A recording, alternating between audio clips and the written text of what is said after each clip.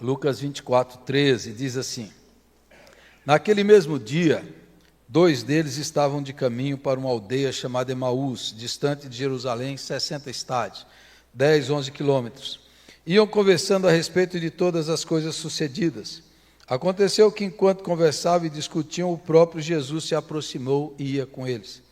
Os seus olhos, porém, estavam como que impedidos de o reconhecer. Então lhes perguntou Jesus: Que é isso que vos preocupa? E de que ides tratando à medida que caminhais? E eles pararam entristecidos. Um, porém, chamado Cleopas, respondeu, dizendo: És o único, porventura, que, tendo estado em Jerusalém, ignoras as ocorrências desses últimos dias? Ele lhes perguntou: Quais? E explicaram o que aconteceu a Jesus, o Nazareno, que era varão profeta, poderoso em obras e palavras, diante de Deus e de todo o povo, e como os principais sacerdotes e as nossas autoridades o entregaram para ser condenado à morte e o crucificaram. Ora, nós esperávamos que fosse ele quem havia de redimir a Israel, mas depois de tudo isso, é já este o 3º dia, desde que tais coisas sucederam. É verdade, porém, que algumas mulheres, das que conosco estavam, nos surpreenderam, tendo ido de madrugada ao túmulo, e não achando o corpo de Jesus, voltaram dizendo terem tido uma visão de anjos, os quais afirmam que ele vive. De fato, alguns dos nossos foram ao sepulcro e verificaram a exatidão do que disseram as mulheres, mas não o viram. Então lhes disse Jesus: honestos e tardos de coração, para crer tudo o que os profetas disseram, porventura não convinha que o Cristo padecesse e entrasse na sua glória? E começando por Moisés, discorrendo por todos os profetas, expunha-lhes o que a seu respeito constava em todas as Escrituras.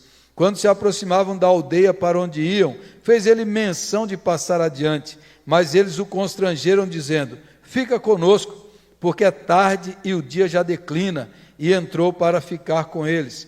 E aconteceu que, quando estavam à mesa, tomando ele o pão, abençoou-o, e tendo-o partido lhes deu. Então se lhes abriram os olhos, e o reconheceram, mas ele desapareceu da presença deles. E disseram um ao outro: porventura não nos ardia o coração quando ele, pelo caminho, nos falava, quando nos expunha as Escrituras? E na mesma hora, levantando-se, voltaram para Jerusalém, onde acharam reunidos os 11 e outros com eles, os quais diziam: o Senhor ressuscitou e já apareceu a Simão. Então os 2 contaram o que lhes acontecera no caminho e como fora por eles reconhecido no partir do pão. Amém. Senhor, aplica essa palavra em nossos corações, em nossa vida, em nossos relacionamentos, que nós estejamos atentos e abertos para receber a Tua palavra, em nome de Jesus. Amém, amém, amém. Há um documentário na Netflix, chamado Zonas Azuis, que tem o subtítulo Como Viver até os 100 anos. São alguns episódios que um especialista americano resolveu pesquisar os lugares do mundo onde as pessoas viviam mais, onde tinham mais pessoas centenárias, pessoas com 100 anos, e pessoas com 100 anos e com saúde, né? Pessoas saudáveis, pessoas que ainda trabalhavam com 100, 102 anos, um homem que cavalgava aos 104 anos. E eles pesquisaram esses lugares no mundo e acharam alguns desses lugares, e esse especialista ele procurou saber qual era o segredo desses lugares. E depois de reunir todas essas informações e pesquisar, ele é um americano, trouxe para os Estados Unidos, e numa cidadezinha pequena, na cidade de 20 mil habitantes, ele conversou com o prefeito, com as autoridades, e falou assim: vamos aplicar esses princípios que eu aprendi aqui nessa cidade. E as autoridades aceitaram, e eles aplicaram os princípios que eles aprenderam lá, e a expectativa de vida dos habitantes daquela cidade aumentaram, eles começaram a viver mais, e, mais importante, começaram a viver melhor. E assim, as coisas são coisas básicas que a gente sabe até por intuição: alimentação saudável, alimentação mesmo, comer comida, que vem da terra, comida, não ultraprocessados, não industrializados, mas comida.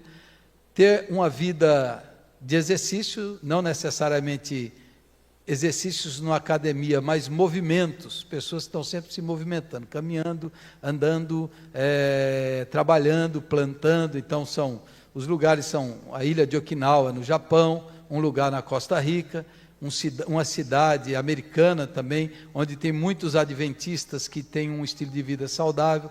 Então, lugares no mundo assim, ele trouxe para essa cidade. Mas esses princípios, além da alimentação, do exercício, do movimento, o segredo que esse documentário mostra, e que hoje a ciência comprova de várias maneiras, de várias formas, é que uma vida saudável, o outro segredo é que as pessoas tenham uma vida comunitária, que as pessoas tenham relacionamentos, muitos relacionamentos, uma vida comunitária. Nesses lugares ainda as pessoas se encontram com os parentes, com os vizinhos, para comer, beber, celebrar, conversar, quase todos os dias. E isso é um dos segredos. E aí nessa cidade dos Estados Unidos, eles foram tirando e foram criando grupos para as pessoas caminharem juntas, se encontrarem, comerem, se relacionarem, criar vínculos. E se você pesquisar, a maior pesquisa científica da história do universo foi uma pesquisa que a Universidade de Harvard fez, que durou mais de 80 anos, que acompanhou uma geração, para descobrir o que faz uma vida saudável, uma vida boa, uma vida feliz.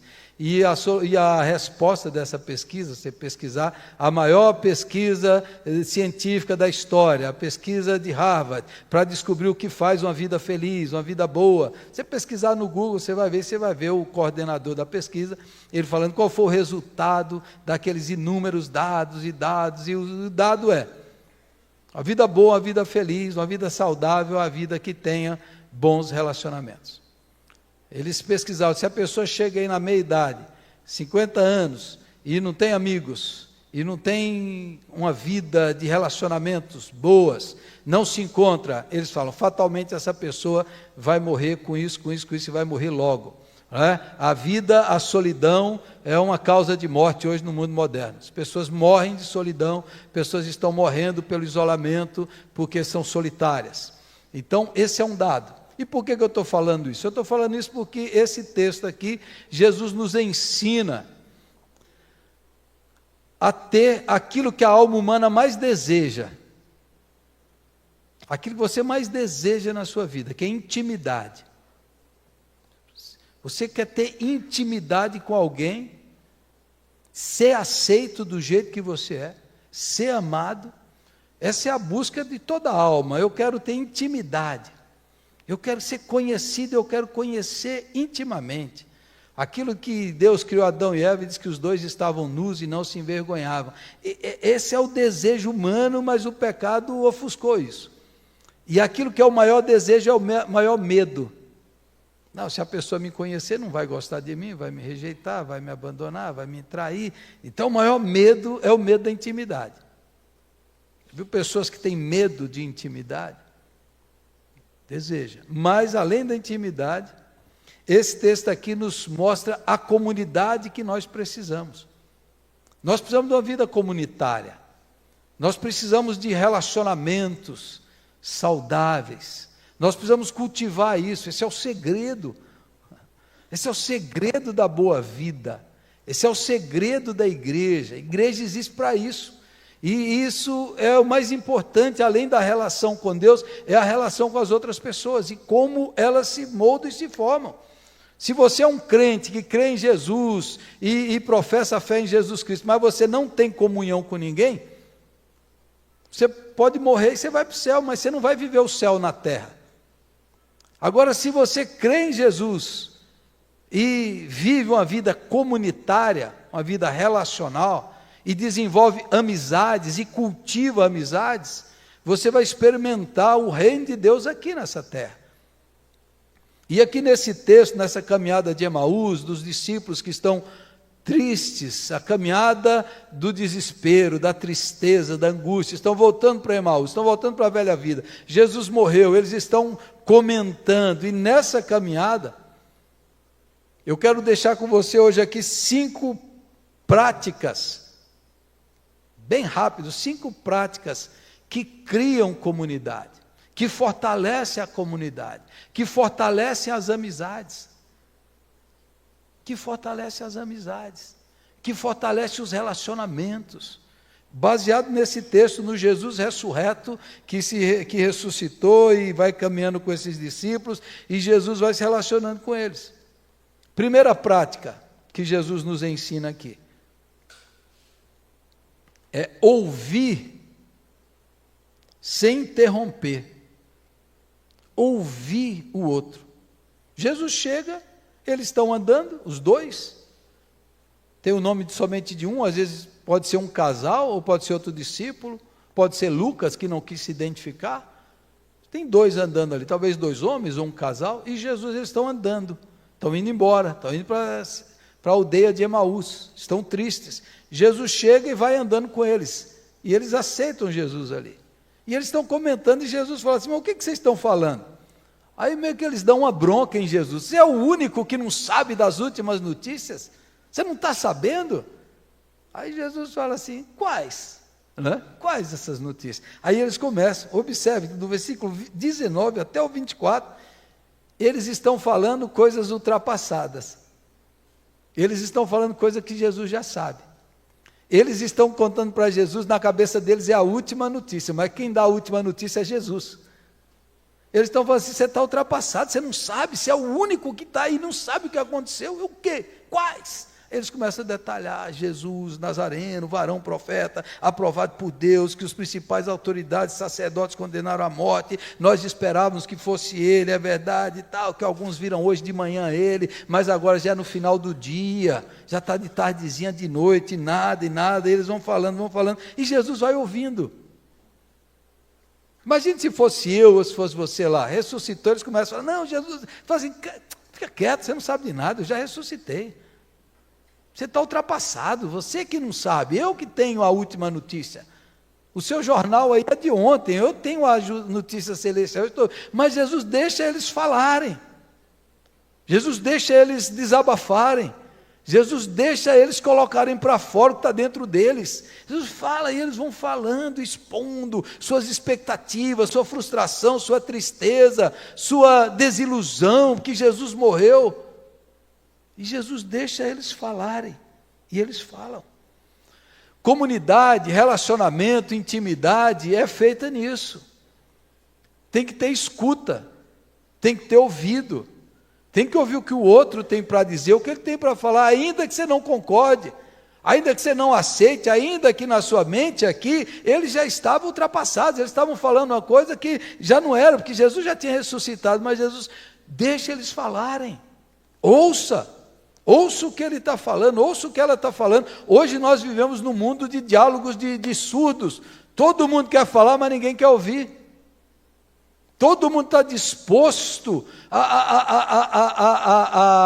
ser influencer, a criar canal, a falar, mas as pessoas têm que pagar muitas vezes para ter alguém para ouvi-la 50 minutos, porque não tem um amigo, um irmão, um companheiro, alguém para ouvir o seu desabafo. Por causa da solidão, por causa dessa indisposição de ouvir o outro, de escutar com o coração, de escutar o que o outro tem para dizer. Então hoje nós vivemos nessa carência, nessa falta de diálogo, de conversas, de relacionamentos. As pessoas não estão dispostas nem disponíveis, nem têm tempo para ouvir. Quantos idosos que precisam de alguém para ouvir, ele conversar, contar suas histórias, e não tem ninguém. Quanta gente vivendo assim, quantos casais que estão um querendo falar e o outro não ouve. Quantas vezes a sua mulher já falou: já falei, mas você não ouviu, você não presta atenção. Quantas vezes a sua mulher já reclamou de você assim: ele não ouve o que eu falo. É um problema masculino, é um defeito genético isso aí, né? Ele não ouve o que eu falo. Tem que falar umas 4, 5 vezes para ouvir. Não presta atenção no que eu falei. Então, a comunidade, a amizade, você estar disponível a ouvir a pessoa, ainda que o que ela fale você não concorde, que você não aceite. Eles estão falando coisas aqui que já estão ultrapassadas. Jesus sabe que, mas Jesus quer ouvir o desabafo, colocar para fora, colocar aquilo que está sufocando. Se você quisesse desabafar, você encontraria alguém para te ouvir? E se um amigo seu, que está passando por uma luta muito grande, quisesse conversar, você estaria disponível para ele? Você estaria disponível para só ouvir e depois só orar?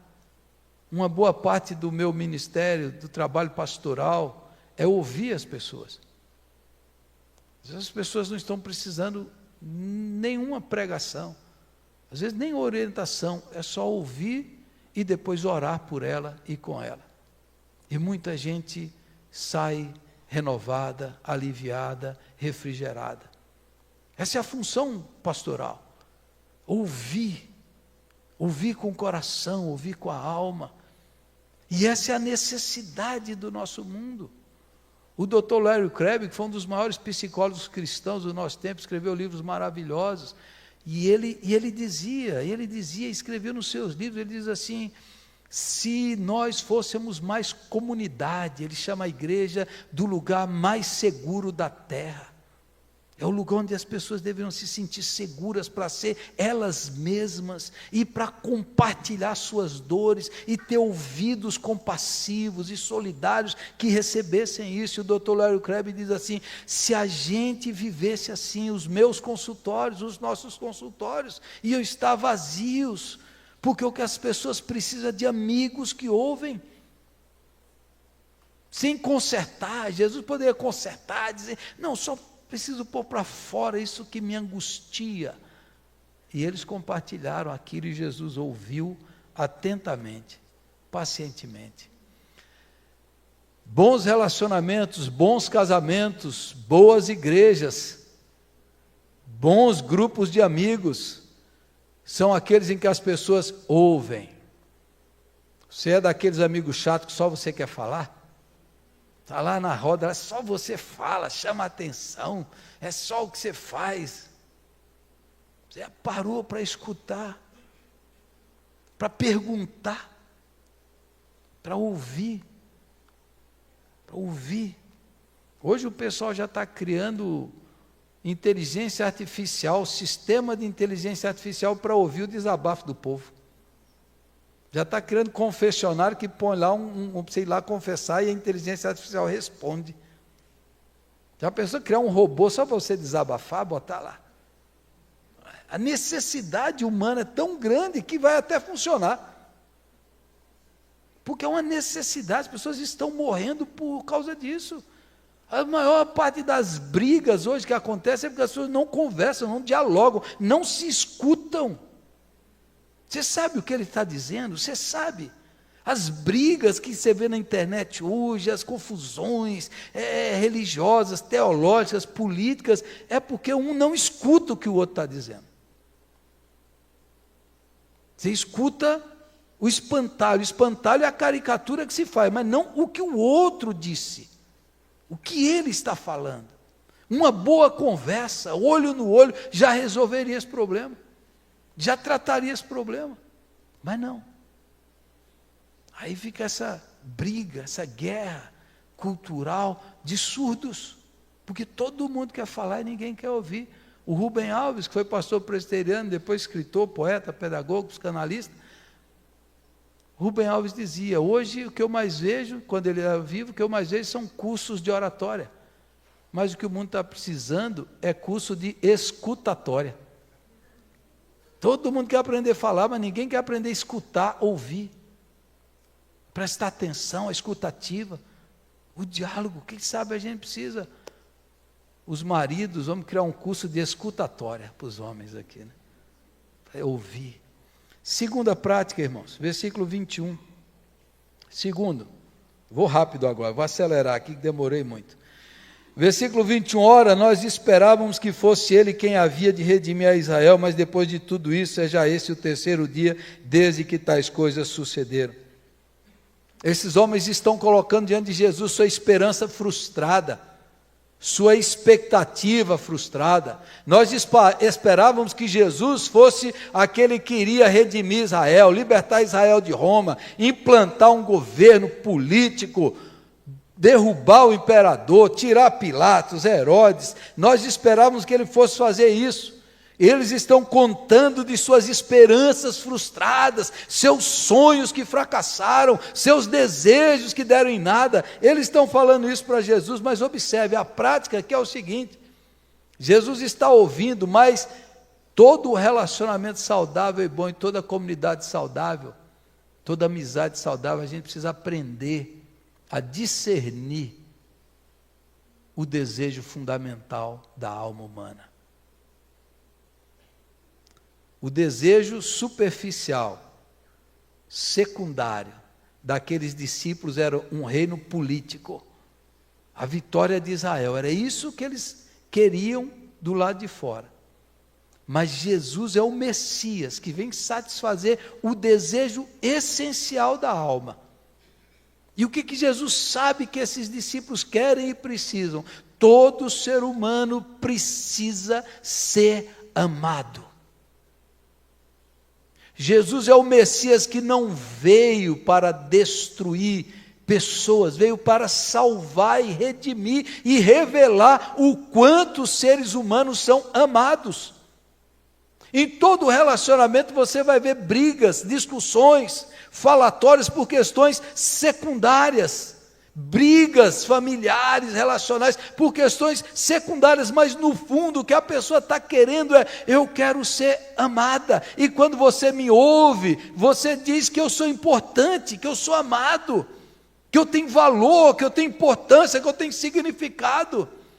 E Jesus discerne que o desejo fundamental deles é esse. Por que eles querem o poder? Por que eles estão frustrados? Mas no fundo eles querem um reino de relacionamentos amorosos, graciosos, compassivos, generosos, solidários. É esse reino que por fora eles pensam na questão política, mas por dentro é a questão de relacionamentos mais profundos. Você já parou porque as pessoas brigam? Parou para pensar por que brigas, por que dissensões? Porque às vezes as pessoas brigam por coisas triviais, por coisas não importantes, porque na alma dela está aquele sentimento de não ser amado, não ser importante, não ser valorizado, não ser aceito.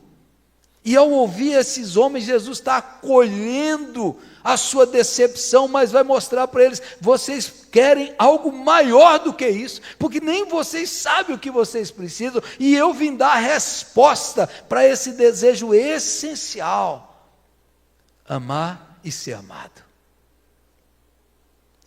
Preste atenção. Você já parou para pensar o quanto você que é filho, e aqui é culpa de filho, o quanto as suas mães se sentem às vezes desprezadas,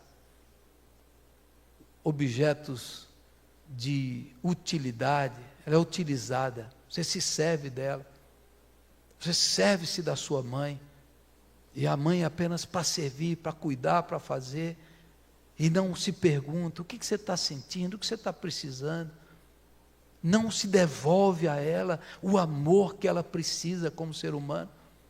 Você que é filho, você já perguntou, talvez, o seu pai, o quanto ele precisa disso, o quanto ele necessita do amor dos filhos, os avós.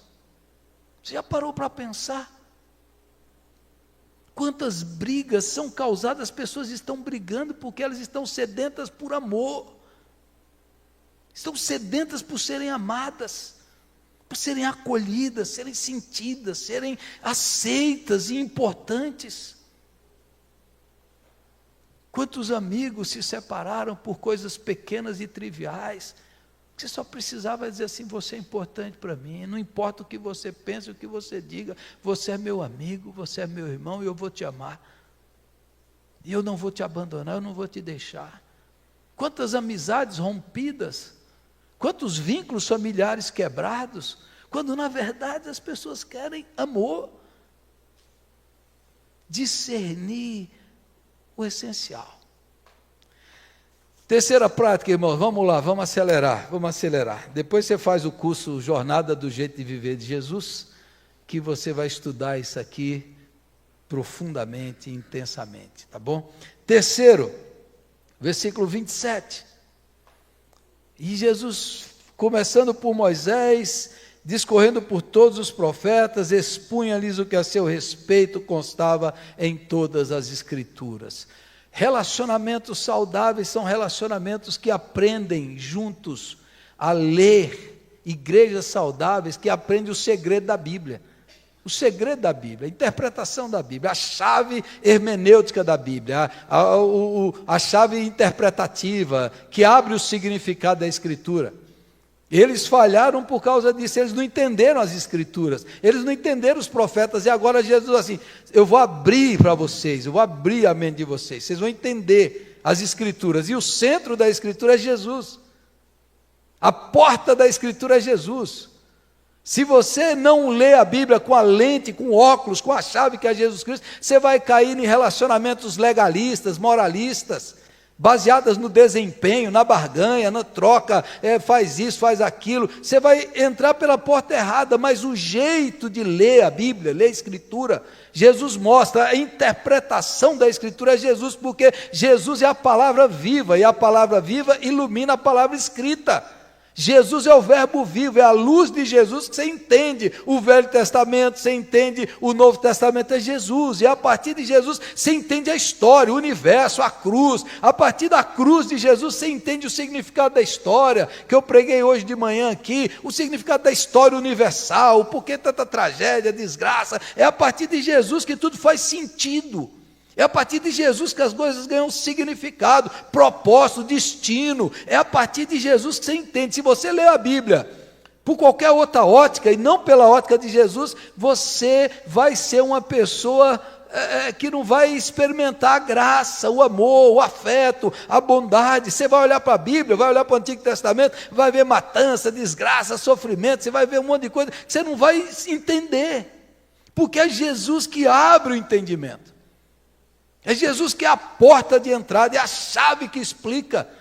Jesus é o critério de interpretação. Se o texto não faz jus ao ser de Jesus e ao que Jesus ensinou, não é mais palavra de Deus, porque a palavra de Deus é a palavra viva. Então boa parte do Antigo Testamento já caducou.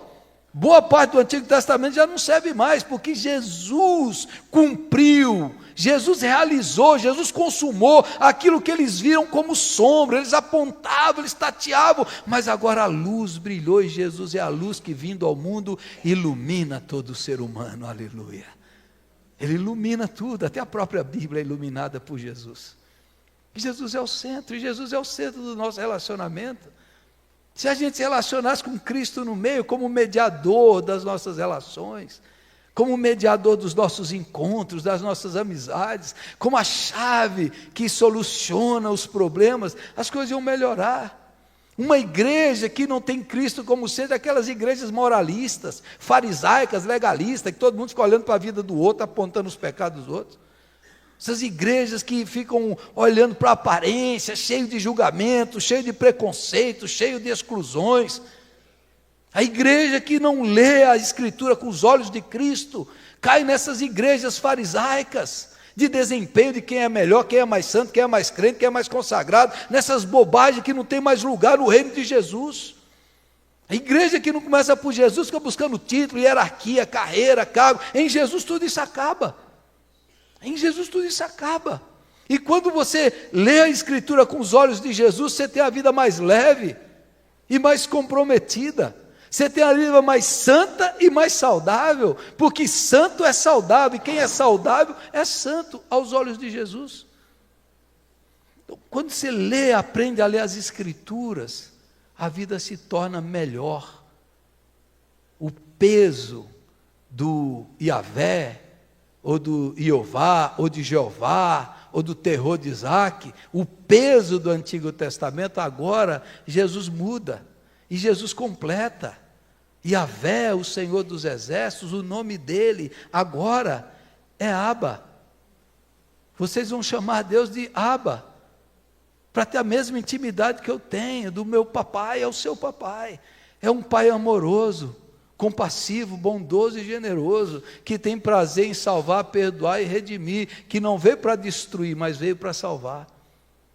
É o Deus Pai que atrai as crianças, que revela a beleza da santidade de Deus em Jesus Cristo. Essa é a terceira prática. Quarta prática, verso 29, 30 e 31. Mas eles o constrangeram, dizendo: fica conosco, porque é tarde e o dia já declina. E entrou para ficar com eles. E aconteceu que, quando estavam à mesa, tomando ele o pão, abençoou, e tendo partido, lhes deu. Então se lhes abriram os olhos e o reconheceram, mas ele desapareceu da presença deles. Jesus falou que ia, eles falaram: fica, fica. E Jesus ficou. Eles hospedaram Jesus. Eles foram anfitriões de Jesus. Só que aí Jesus entra na casa, aí Jesus toma o lugar do anfitrião. É Jesus que parte o pão, é Jesus que o serve. Jesus é convidado, mas se torna o anfitrião da mesa. Quarta prática, comer e beber juntos, comensalidade. Isso Jesus fez muito, e agora Jesus vai repetir o que ele fez na quinta-feira antes da sua morte. O que ele fez antes de morrer, ele vai partir o pão, ele vai comer, vai celebrar, vai sentar juntos, vai fazer a memória deles relembrarem quem ele era. Partilhar o pão é um ato sagrado. A palavra compartilhar vem disso, ou companheiro vem disso. Comer o pão juntos, companes no latim, comer o pão juntos, companheiro, compartilhar, partilha, vem disso. É por isso que Jesus nos ensina a orar dizendo: o pão nosso de cada dia, porque o pão não é meu, é nosso. É para ser repartida, a vida é para ser repartida. Você pode ter milhões, ganhar muito, mas se você, na hora de celebrar, você celebrar sozinho, comer sozinho, é uma das coisas mais tristes e deprimentes que existe. O que você vai celebrar? Quem vai repartir com você? Com quem você vai comer junto? Quem você vai celebrar? Isso tem que ser cultivado, mantido, exercitado. Quantas vezes a gente vai se isolando, se afastando, e aí você tem que fazer isso intencionalmente. Vai ter café na igreja, eu vou lá. Vai ter jantar, vai ter almoço, eu vou lá. Por quê? Eu vou por causa dos meus irmãos. Eu quero estar junto com eles, eu quero compartilhar, eu quero conviver, eu quero coexistir, eu quero desfrutar da amizade, eu quero intencionalmente manter isso vivo. E na mesa acabam-se as hierarquias, e na mesa aquele pão que era comum se torna sagrado, aquele gesto que é repetido lembra o sacrifício de Cristo. É isso. Quantas vezes comer à mesa na sua casa é um ato desprezível, banal, solitário, cada um por si? Quantas vezes isso perdeu o caráter sagrado de comer juntos, beber juntos, celebrar juntos? Isso no Antigo Testamento tem muito isso, e Deus faz isso várias vezes. Você tem levado isso a sério? Eu sempre conto a história de um pastor que chegou tarde da noite em casa, e estava com fome. Aí ele chegou lá no fogão, juntou tudo ali, fez uma mistura, uma gororoba, e aí ele pegou aquilo lá, morrendo de fome, pegou a colher assim, e aí ele sentiu o Espírito Santo falar para ele: é assim que você trata o alimento que eu lhe dei? Ele pegou, estava igual, parece um porco, assim, comendo. Aí ele falou: Senhor, me perdoe. Ele foi lá, pôs a mesa, né, colocou o prato, talher, sentou, fez oração, agradeceu a Deus, chamou a sua esposa, sentou juntos, falou assim: vamos receber o pão nosso que Deus está nos dando, com gratidão e singeleza de coração, porque nós não somos bichos, nós não somos seres instintivos, nós somos filhos e filhas de Deus. Comer e beber juntos, o sacramento da igreja, que partimos hoje de manhã, o sacramento é isso, é comer e beber juntos, é partir o pão, é celebrar que estamos unidos na mesma comunhão. E diz que enquanto Jesus falava, o coração deles ardia, o coração deles pegava fogo, e quando eles reconheceram Jesus, Jesus desapareceu, e eles não ficaram tristes, sabe por quê? Porque Jesus foi para dentro deles. Porque Jesus está na comunhão, o Cristo universal, o Cristo físico agora é o Cristo espiritual que vai para dentro da gente. Para onde Cristo foi? Para dentro deles, o coração estava pegando fogo. Na comunhão, no relacionamento, Cristo se manifesta e Cristo revela. Nas relações amorosas, afetivas, Cristo se manifesta, a presença de Cristo está ali, e eles veem o gesto de Jesus e enxergam Cristo, os olhos se abrem. Porque, meu irmão, Cristo está em mim, Cristo está em você, e Cristo está em você, e Cristo está em você quando a gente se reúne juntos. O Cristo que em nós habita se manifesta, fala, edifica, corrige. O Cristo que está no nosso meio, ele se potencializa porque ele está em nós. E ele se manifesta nessas relações afetuosas e amorosas. Ali Cristo está. É por isso que Jesus orou: Pai, eu oro para que eles sejam um. Quando eles forem um, o mundo vai crer. Por isso que a imagem do Apocalipse, do final dos tempos, da volta de Jesus, da reunião, é um grande banquete. É um banquete com Jesus, vamos comer juntos. O grande povo de Deus vai estar reunido, uma grande festa, um banquete para celebrar. É por isso que quando Jesus restaurou Pedro, depois de negá-lo, foi em volta de uma fogueira, assando peixe, comendo junto e restaurando Pedro, e libertando Pedro da culpa e do pecado. Foi ali, na mesa, o lugar da mesa da comunhão, da partilha, do relacionamento, do aprofundamento dos laços. Ali, esse momento, é o momento sagrado que Cristo se manifesta. Quinta e última prática, versículo 33 a 35.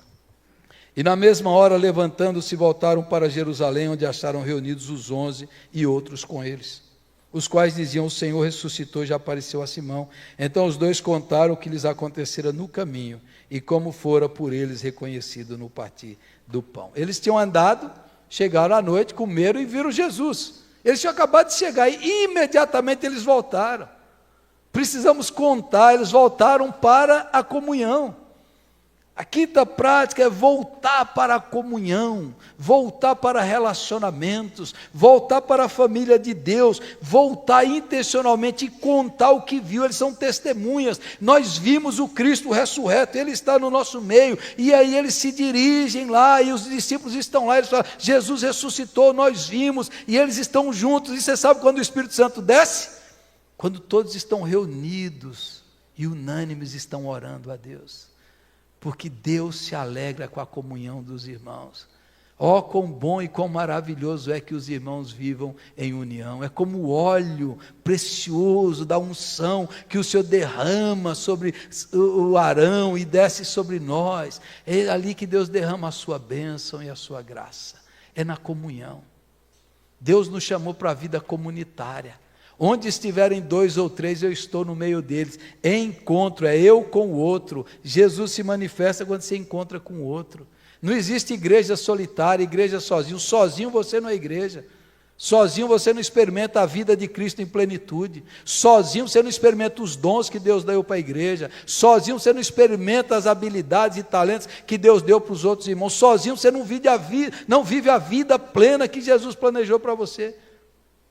É por isso que intencionalmente você tem que colocar: eu vou cultivar a amizade, eu vou cultivar os relacionamentos, eu vou manter a família, eu vou manter a comunhão, eu vou fazer isso, porque eu não quero viver sozinho, solitário e isolado. Eu quero viver com os meus irmãos na mesma fé, no mesmo Deus, na mesma comunhão. Você vai viver mais, vai viver melhor, e você não vai ter apenas mais anos de vida, você vai ter mais vida nos seus anos. Amém? É por isso que eu quero desafiar você. Se você é dessa igreja, que você participe dessa igreja, que você se envolva, que você crie vínculos. Se você é de outra igreja, crie vínculos. Que você valorize os seus amigos, que você valorize a sua família, que você valorize a vida comunitária. A vida comunitária, a solidão hoje é uma praga, é uma epidemia. E os idosos que estão solitários, que você coloque no seu coração: eu vou visitar alguém, vou ouvir o que ele tem para dizer. Esse relacionamento que eu rompi, que eu briguei, que eu quebrei por causa de política, eu vou sentar e conversar com ele.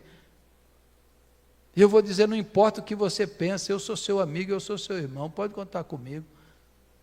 Jesus que habita em mim, me faz amar você, e sempre amar e aceitar você do jeito que você é.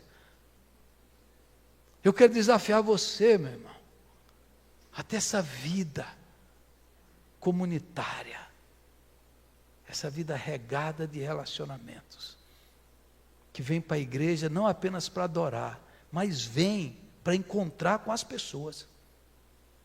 Não, eu quero encontrar com o meu irmão, eu quero dar um abraço nele e nela, eu quero saber como ele está, eu quero orar pela vida dela, eu quero orar por ele, eu vou mandar uma mensagem, eu vou ligar, eu vou me importar, e aquele fulano que não está mais vindo aqui, eu vou fazer isso. Philip Yancey, um jornalista e escritor americano, criado numa igreja muito legalista nos Estados Unidos, quando ele se tornou jovem, assim, depois da idade, ele saiu da igreja. A igreja dele muito legalista, muito moralista, ele saiu da igreja. E depois de alguns anos, ele voltou para a igreja. E ele escreveu um livro maravilhoso, chamado Maravilhosa Graça. Ele diz assim: eu saí da igreja, porque eu encontrei muito pouca graça de Deus na igreja. Mas eu voltei para a igreja, porque eu não encontrei graça em lugar nenhum. A graça de Deus é o recurso mais abundante na igreja de Jesus. É o recurso mais poderoso.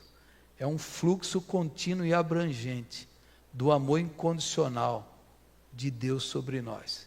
E a igreja de Jesus é esse lugar onde os cristãos recebem essa graça e compartilham essa graça. Eu saí da igreja porque eu vi muito pouca graça. Eu voltei para a igreja porque eu não achei graça em nenhum outro lugar. Feche os seus olhos e vamos orar.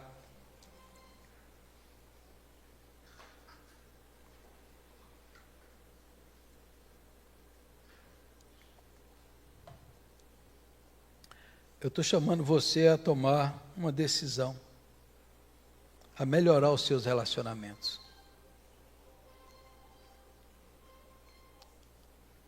A orar ao Senhor nessa noite, dizer: Deus, eu vou cultivar, eu vou consertar e eu vou criar. Cultivar, consertar e criar. Eu vou me envolver. Eu quero aprofundar, eu quero ter intimidade. Eu quero ter amigos que eu tenho intimidade. Eu quero ser amigo de alguém. Eu quero estar próximo quando a pessoa precisar de mim.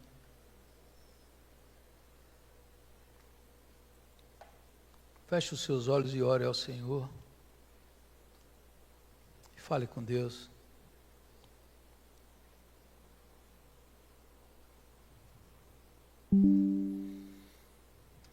Convidar o Renato para a gente cantar, a equipe de louvor. Mas ore ao Senhor nesse instante e fale: Senhor, o Cristo ressurreto nos manda de volta à comunidade, à igreja. A igreja tem suas dificuldades, seus problemas, mas Cristo habita no meu irmão, na minha irmã. Eu quero estar com ele e com ela. Eu quero ser tratado. Eu quero ouvir.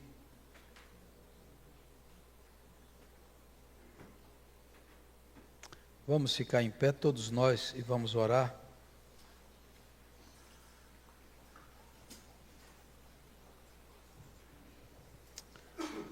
Senhor nosso Deus, nosso Pai,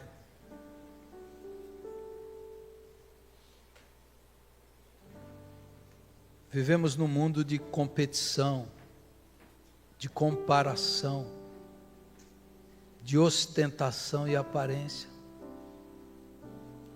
Vivemos num mundo cheio de golpes e mentiras, desconfiamos de todas as pessoas, estamos sempre com medo dos outros, estamos fechados, isolados, mas a nossa alma está sedenta.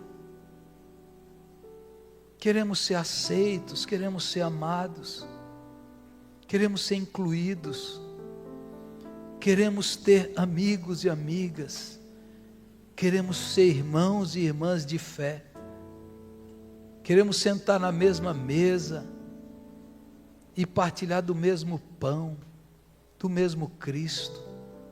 Agora, Senhor, nessa noite, queremos pedir que o Senhor mova o nosso coração, para estar aberto, atento, intencionalmente, para ouvir para prestar atenção, para escutar o coração dos outros, sem julgar, sem criticar, sem chavões, sem palavras prontas, escutar com a alma.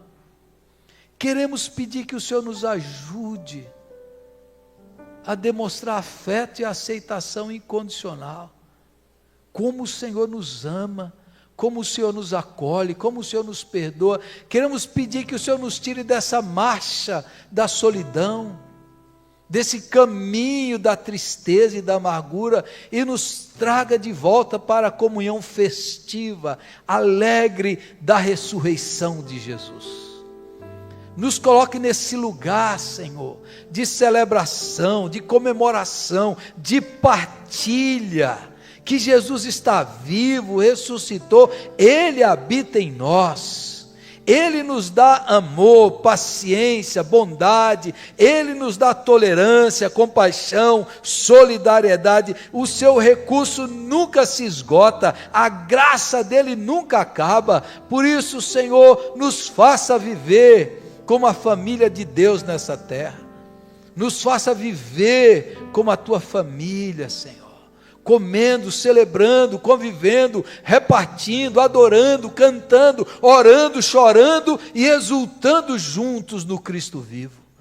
Tira-nos dessa caminhada do desespero, tira-nos dessa caminhada do medo, do isolamento, tira-nos, ó Deus, dessa caminhada que nos afasta, e faz-nos viver nessa comunidade do amor, do calor, do coração quente, da alma alegre, satisfeita e saciada em Jesus. Tira-nos, ó Deus, dessa vida gelada e leva-nos para a vida cheia do calor do amor de Deus, no olhar, no abraço, na conversa do meu irmão e da minha irmã, do meu lar, na minha família, que eu seja agente de cura, que o Senhor venha restaurar relacionamentos, venha curar feridas, venha trazer amor, que o Senhor venha nos ensinar a viver desse jeito que o Senhor viveu, o jeito de viver de Jesus, a vida mais fascinante que existiu, a vida mais feliz e saudável, a vida de Jesus, a vida plena, a vida abundante. Que o Senhor nos ajude a andar nessa caminhada da ressurreição. E ela nunca é uma caminhada solitária, ela é uma caminhada partilhada, ela é uma caminhada que o Senhor anda conosco, e o Senhor nos conduz a irmãos e irmãs. Louvado seja Deus por essa igreja, louvado seja Deus pelos irmãos que nós temos aqui, pela família da fé que nós construímos. Louvado seja Deus porque aqui nós vivemos o teu amor, Senhor, imperfeito, mas vivemos. Louvado seja o teu nome, porque aqui, ó Deus, nós desfrutamos da tua graça na vida do meu irmão e da minha irmã. Louvado seja Deus porque aqui o Senhor derrama o seu óleo, e aqui o Senhor cura, o Senhor sara, o Senhor trata, o Senhor restaura. Louvado seja Deus, porque no meio da comunhão, o óleo da unção desce sobre nós, o óleo da alegria, e eu te agradeço, ó Pai, por esta igreja, expressão da tua graça, encarnação do teu amor, manifestação da tua bondade, sacramento da unidade, a igreja de Jesus. E como essa igreja é maravilhosa, Senhor, e como é maravilhoso viver em comunhão, e como nós somos gratos ao Senhor por isso, e como a gente bendiz o seu nome por isso, por ver Cristo em nós. Cristo em nós, Cristo na vida dos irmãos e irmãs, ainda que de forma imperfeita e precária, nós enxergamos, nós somos tratados, curados, corrigidos, edificados, abençoados, alimentados por essa comunhão maravilhosa da tua igreja, do teu povo, da tua família. Louvado seja Deus. Continue derramando esse óleo de vida sobre nós, Senhor. Tira a tristeza, a angústia, e continue aperfeiçoando essa comunidade para viver a vida plena de Jesus. É a nossa oração, em teu nome. Amém e amém.